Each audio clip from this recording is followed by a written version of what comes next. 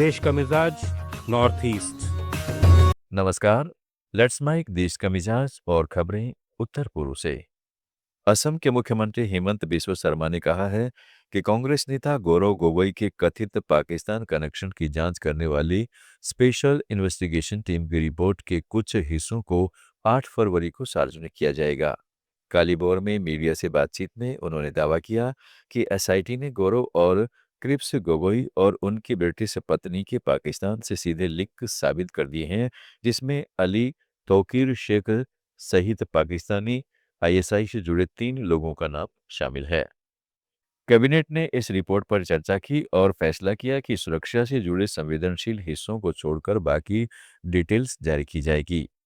त्रिपुरा में जल जीवन मिशन के तहत ग्रामीण इलाकों के 86% से ज्यादा घरों में नल से पानी मिल रहा है, जो राष्ट्रीय औसत से काफी ऊपर है। राज्य के पंचायत मंत्री किशोर बर्मन ने दिल्ली में एक सरकारी कार्यक्रम में जानकारी दी कि पहले सिर्फ 3.25% घरों तक ही नल का पानी था, लेकिन अब पश्चिमी त्रिपुरा के लेफुंगा और मोहनपुर ब्लॉक पूरी तरह से हर घर नल से जल वाले घोषित हो चुके हैं। स्कूलों और आंगनवाड़ी केंद्रों में भी सुरक्षित पानी सुनिश्चित किया गया है। पंचायतों को माइक्रो वाटर यूटिलिटी के रूप में विकसित कर सतत जल प्रबंधन पर ध्यान दिया जा रहा है। लेट्स माइक देश का मिजाज नॉर्थ ईस्ट।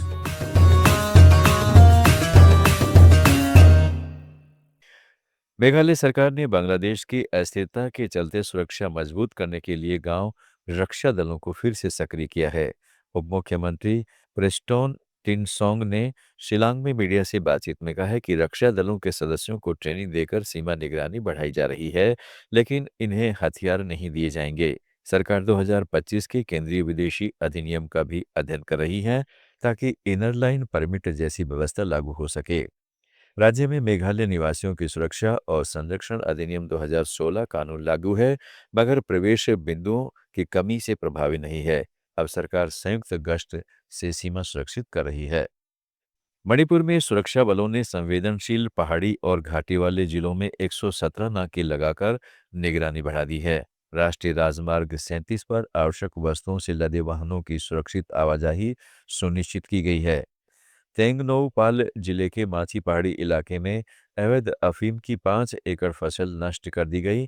इससे पहले चोराचांदपुर में 22 एकड़ अफीम की फसल नष्ट कर लोगों को गिरफ्तार भी किया गया। सुरक्षा बलों की लगातार मौजूदगी से खतरे रोके जा रहे हैं। अरुणाचल प्रदेश की क्षेत्रीय राजनीतिक party Arunachal frontier tribal forum ने राज्य लोक सेवा आयोग और स्टाफ सिलेक्शन बोर्ड की भर्तियों में 80:20 को खत्म करने की मांग की है। इसके तहत 80% पद अरुणाचल प्रदेश एसटी उम्मीदवारों के लिए आरक्षित हैं, जबकि 20% अन्य उम्मीदवारों के लिए खुले हैं। साथ ही सभी उम्मीदवारों के लिए एसटी और स्थायी निवासी प्रमाण पत्र अनिवार्य करने पर जोर दिया गया है। फोरम के चेयरमैन तड़क नालो ने ईटानगर में एक प्रेस कॉन्फ्रेंस में कहा है कि यह अनुपात पुराना हो चुका है। 1991 से पहले ये 50:50 था, जब साक्षरता दर कम थी और नौकरियां ज्यादा, लेकिन अब हर घर में बेरोजगार युवा हैं और सालाना 10,000 स्नातक निकल रहे हैं, जबकि पद कम है।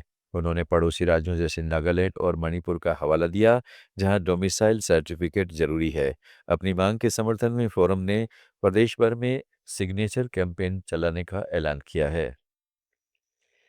मिजोरम सरकार ने राज्य के सभी स्कूलों में महीने में एक दिन हिंदी बोलने का दिन रखने का फैसला किया है। आइजोल में प्रेस कॉन्फ्रेंस में शिक्षा मंत्री वनलाल थनसाई ने कहा है कि इस दिन छात्र और शिक्षक आपस में हिंदी में बातचीत करेंगे, ताकि खास तौर पर ग्रामीण इलाकों के बच्चों की बोलचाल की हिंदी बेहतर हो सके।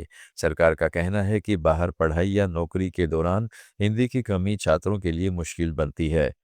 शिक्षा मंत्री ने ऐलान किया कि स्थानीय भाषाओं को बचाने के लिए अलग से होम लैंग्वेज डे भी लाया जाएगा। देश का मिजाज में फिलहाल इतना ही। जुड़े रहिएगा लेट्स माइक के साथ। आप सुन रहे थे let's mic more than radio. Follow कीजिए हमें हमारे सोशल मीडिया प्लेटफॉर्म्स पर। It's time for news. It's time for more than radio. Presenting the first radio news app, Let's Mic. Let's Mic, a news-based app on your phone where you get to watch and listen news, talk shows,